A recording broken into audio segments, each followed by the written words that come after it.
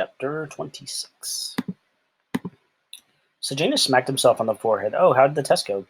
Well, we'll see, I guess, said Coriolanus. They're sending it to the capital for grading. They say it could take a while before I get the test results. You'll pass, Sejanus assured him. You deserve to.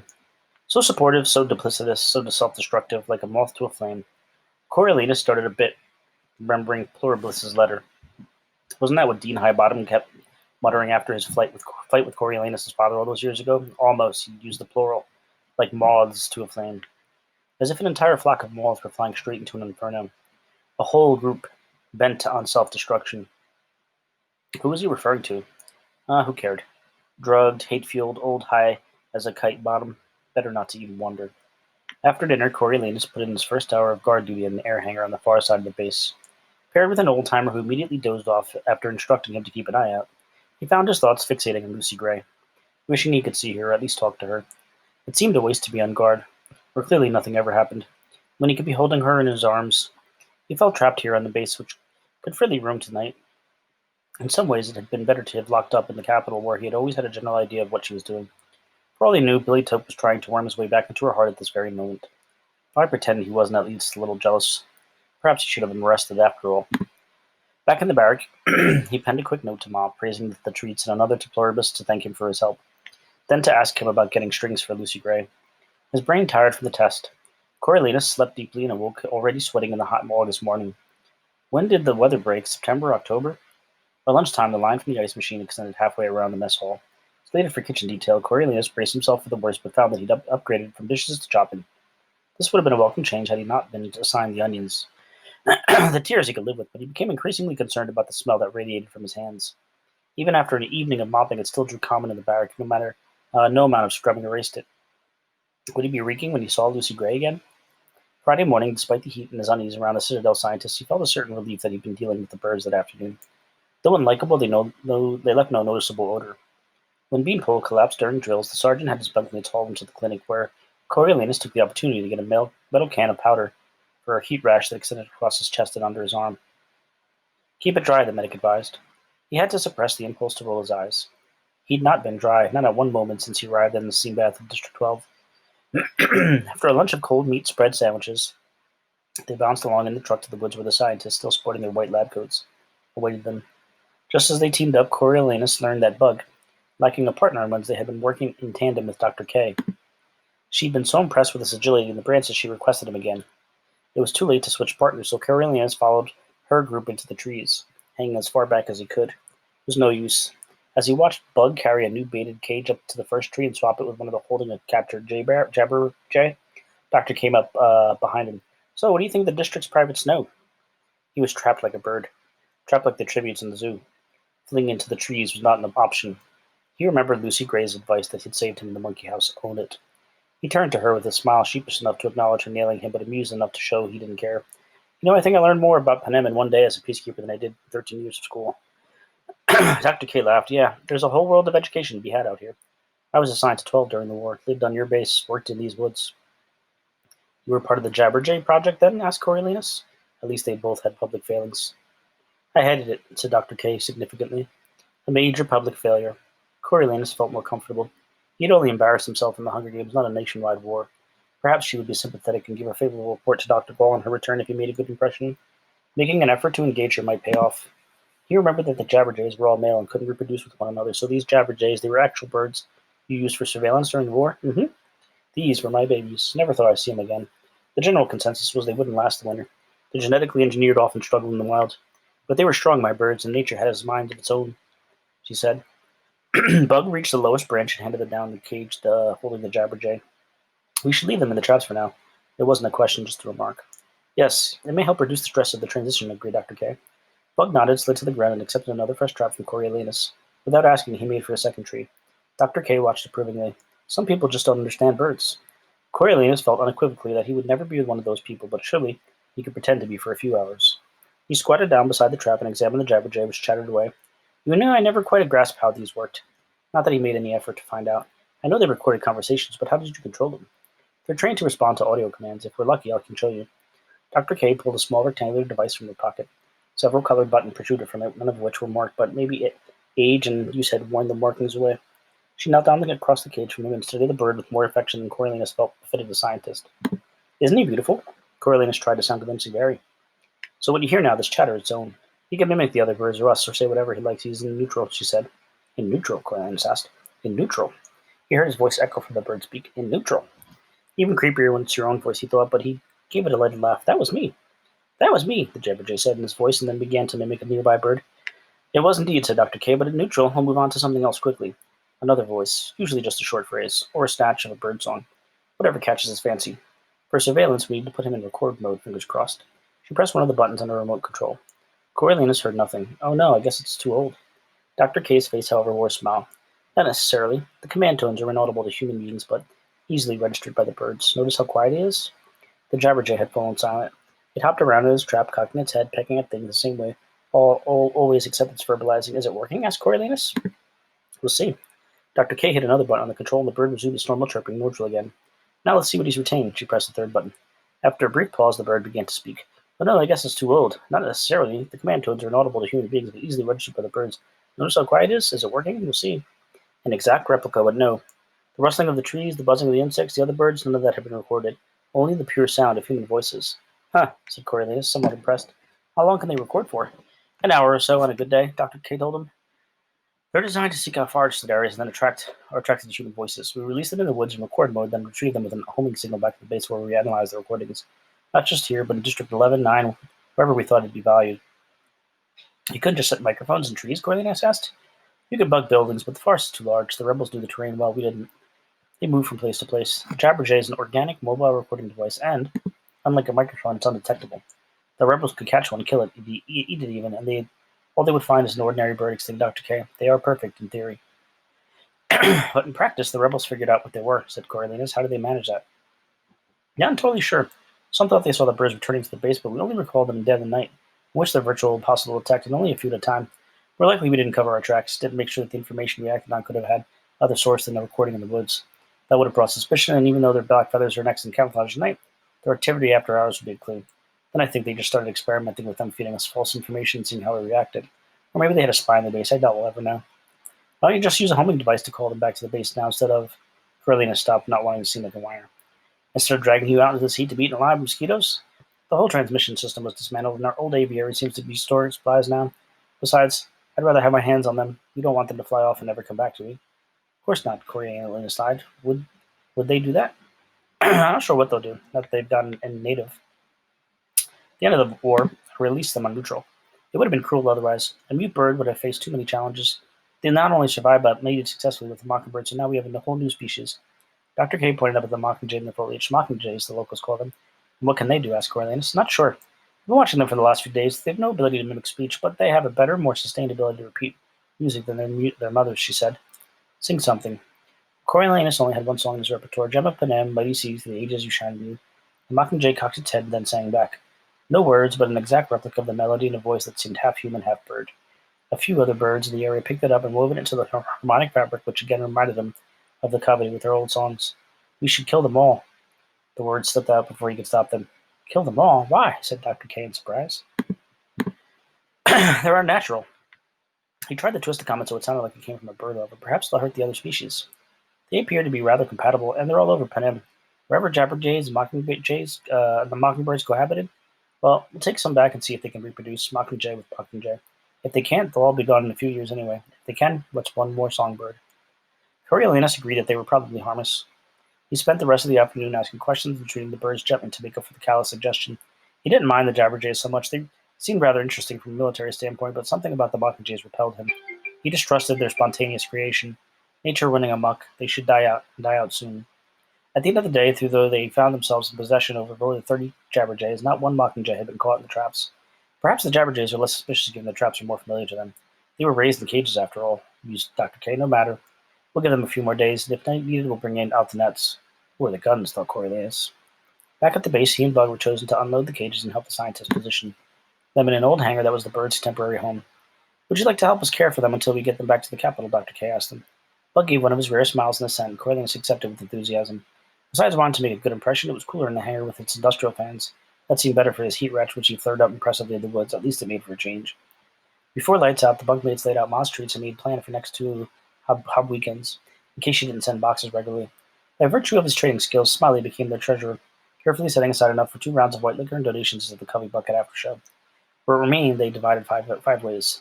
For his share, Coriolanus took another 6 popcorn balls, of which he allowed himself only one. The rest he would save for the Covey. On Saturday morning, Coriolanus awoke to the hailstorm drumming away at the roof of the barrack. On the way to breakfast, the bunkmates pelted each other with ice balls the size of oranges, but by mid-morning the sun came out stronger than ever. He and Bug were assigned to take care for the Jabberjays in the afternoon. They cleaned cages, fed and watered the birds under the direction of 2 of the Citadel scientists. Although some had been trapped in pairs of threesomes, each bird now residing in its own cage. During the latter part of their shift, they carefully carried the birds one at a time to an area in the hangar where the makeshift lab had been set up. Jabberjays were number tagged and run through the basic drills to see if they responded to audio commands from the remote controls. All appeared to have retained the ability to record and play the human voice. Out of earshot of the scientist, Bug shook his head. Is that good for them? I don't know. It's what they were built to do, said Coriolanus. They'd be happier if we just let them in the woods, said Bug. Coriolanus wasn't sure Bug was right. For all he knew, they'd wake up in the Citadel lab in a few days wondering what the atrocious 10-year nightmare District 12 had been. Maybe they'd be happier in a controlled environment where so many threats had been removed. I'm sure the scientists will take good care of him. After supper, he tried not to show his impatience as he waited for his bunkmates to ready themselves. As he decided to keep his romance secret, he planned to slip away once they'd arrived at the Hob. That left the problem of Sejanus. He lied about the money, but maybe he was trying to fit in with the rest of the penniless bunkmates. After the incident with the map, he seemed genuinely contrite, so hopefully he recognized the danger of acting as a go-between with Lo. But would Billy, Top, or the rebels try to approach him again, since his initially expressed a willingness to help them? He was a sitting duck. The easiest thing would be to take him along to the Cubby once they'd given the others the slip. Do you want to come backstage with me? He asked Sejanus quickly when they reached the Hob. Am I invited? Asked Sejanus. Of course, said Coriolanus, although really only he had been. Maybe it was good, though. If Sejanus could keep Maud Ivory entertained, then Coriolanus might get a few moments alone with Lucy Gray. But we need to shake the rest of the crew. This proved to be simple since the crowd had grown from the previous week. The new batch of white liquor was particularly strong. Leaving Smiley, Bug, and Beanpole to haggle, they found the door near the stage and exited out into a narrow, empty back street. What Lucy Gray had referred to as the shed turned out to be some sort of old garage that could hold about 8 cars. The large doors used for the vehicle entry were chained shut, but a smaller door in the corner of the building directed across the stage door was held open with a cinder block. When Coriolanus heard chatter and instruments tuning, he knew they had the right place. They entered and found the Cubby had commandeered the space, making themselves at home in old tires and odd bits of furniture. Their instrument cases and equipment scattered everywhere. Even within a second door in the far bar corner, propped open, the place felt like an oven. The evening light poured in through a few cracked windows, catching the dust that floated thick in the air. When she saw them, Maud Ivory ran over, dressed in her pink frock. Hey there. Good evening, Coriolanus bowed and then presented her with a packet of popcorn balls, sweets to the sweet. Maud Ivory pulled back the paper and gave a little hop on one foot before she dipped into a curtsy. Thank you kindly. I'll sing you a special song tonight. I came with no other hope, said Coriolanus. It was funny how the society talk of the capital seemed natural with the Covey. Okay, but I can't say your name because you're a secret, she giggled. Maud Ivory ran over to Lucy Gray, who sat cross-legged on a double desk, tuning her guitar. She smiled down at the child's excited face, but said sternly, save them for after. Maud Ivory skipped over to show her the treasure to the rest of the band. So James joined them while Coriolanus waved in, passing and headed for Lucy Gray. You didn't need to do that. You're going to spoil her. Just trying to get some happy in her head, he said. How about my head, teased Lucy Gray. Coriolanus leaned over and kissed her. Okay, that's a start. She scooted over and patted the desk beside her. Coriolanus sat and checked out the shed. What's this place? Right now it's our break room. We come here before and after the show and when we go off stage between numbers, she told him. Who owns it? He hoped that they weren't trespassing. Lucy Gray seemed unconcerned. No idea. We'll just perch here until they shoo us off. Birds. Always birds with her. When it came to the Covey singing, perching, feathers in their hats, pretty birds all. He told her about his assignment with the Jabberjays, thinking she might be impressed that he'd be singing out to work with them, but it only seemed to make her sad. I hate to think of them caged up when they had a taste of freedom, Lucy Gray said. What do they expect to find in their lives? I don't know. If their weapons still work, I guess. Sounds like torture. Having someone control your voice like that. Her hand reached up to touch her throat. Coriolanus thought to a bit dramatic, but tried to sound comforting. I don't think there's a human equivalent. Really? Do you always feel free to speak your mind, Coriolanus, now? She asked him, giving a quizzical look. Free to speak his mind? Of course he did, with law within reason. He didn't go around shooting his mouth off about every little thing. What did she mean? She meant what he thought about the capital, the Hunger Games, the districts, the truth. Was most of what the capital did he supported, and then the rest rarely concerned him. But if it came to it, he'd speak out, wouldn't he, against the capital, like Sejanus had? Even if it meant repercussions? He didn't know, but he felt a little defensive. I think you should just say what you think. That's what my daddy thought, too. And he ended up with more bullet holes than I can count on my fingers, she said. What was she implying? Even if she didn't say so, he'd bet those bullets came from a peacekeeper's gun. Perhaps from someone dressed exactly like Coriolanus was now, and my father was killed by a rebel sniper. Lucy Gray sighed. Now you're mad. No, but he was. He tried to swallow his anger. I'm just tired. I've been looking forward to seeing you all week, and I'm sorry about your father. I'm sorry about my father, but I don't run upon him. Lucy Gray, Maud Ivory crossed the shed. It's time. The covey had begun to assemble by the door, instruments in hand. I better go. Coriolanus slid off the desk. Have a good show. Will I see you after? She asked. He brushed off his uniform. I have to get back before curfew. Lucy Gray rose and swung her guitar strap over her head. I see. Well, tomorrow we're planning a trip to the lake if you're free. The lake? Were there actually pleasurable destinations in this miserable place? It's in the woods, bit of a hike, but the water's fine for swimming, she said. Sure would like you to come along. Bring Sejanus too, we'd have the whole day. He wanted to go to be with her for the whole day. He was still upset, but it was stupid. She hadn't accused him of anything, really. The conversation had just gotten off track. It was on all account of those stupid birds. She was reaching out. Did he really want to push her away? He saw her so little he could not afford moodiness. All right, we'll come after breakfast. Okay, then. She planted a kiss on his cheek and joined the rest of the covey as they left the shed. Back in the hob, he and Sejanus pushed their way through the dim interior, the air heavy with sweat and liquor. They found their bunkmates in the same spot as the week before. Buck had secured crates for them, and Coriolanus and Sejanus settled in on either side of them, each taking a swig from the communal bottle. Maud Ivory scampered out to introduce the band. The music began as soon as the covey had taken the stage. Coriolanus leaned against the wall and made up for the lost time with the white liquor. He wasn't going to see Lucy Gray after all, so why not get a little drunk?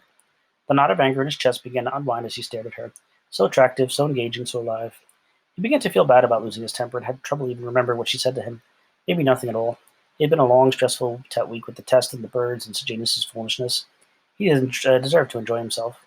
He knocked back several more swallows and felt friendly towards the world. Tunes, familiar and new, and washed over him.